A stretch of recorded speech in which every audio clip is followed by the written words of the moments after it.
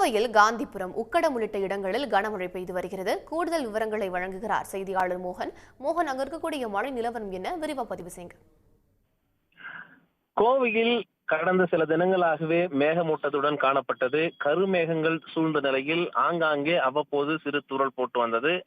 இயல்பு நிலை என்பது ஒரு சீதோசனமாகவே இருந்து வந்த நிலையில் திடீர் என்று கடந்த ஒரு மணி நேரமாக விட்டு விட்டு அடைமழை பொழிந்து வருகிறது. இதனால் சாலைகளில் வெள்ளம் பெருக்கெடுத்து ஓடுகிறது.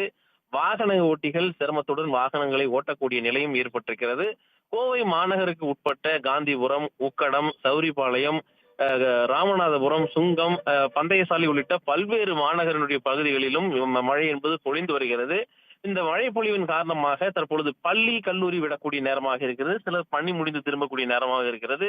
இதனால் சில இடங்களில் போக்குவரத்து நெரிசல் ஏற்பட்டிருக்கிறது. சாலைகளில் வெள்ளம் பெருக்கெடுத்து ஓடக்கூடிய சூழலில் வாகன ஓட்டிகளும் சற்று சிரமத்துடன் வாகனங்களை இயக்கக்கூடிய சூழலும் இருக்கிறது. இப்ப தாழ்வான பகுதிகளில் ஏற்கனவே வெள்ளம் சூழ்ந்த பகுதிகளில் எல்லாம் மாநகராட்சி நிர்வாகம் சார்பாக வடிகால் பணிகள் மேற்கொண்டதன் காரணமாக தண்ணீர் தேங்காத நிலையை பார்க்க முடிகிறது. ஆனாலும் கூட திடீரென்று பொழியக்கூடிய மழையின் காரணமாக சாலைகளில் வெள்ளம் பெருக்கெடுத்து ஓடக்கூடிய ஒரு நிலையும் நாம் பார்க்கின்றோம். அப்பொழுது வாகனங்கள் சற்று சிரமத்துடன் இயங்குகிறது.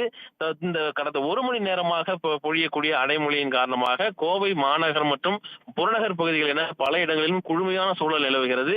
இதனால் நிலத்தடி நீர் என்பது சற்று உயர்வதற்கான வாய்ப்புகள் இருப்பதாக தெரிகிறது. கோவையில் உள்ள பல ஏரி குளங்களும் மெல்ல மெல்ல உயர்வதற்கான சாத்தியக்கூறுகள் ஆரம்பித்திருக்கிறது என்று சொல்லலாம்.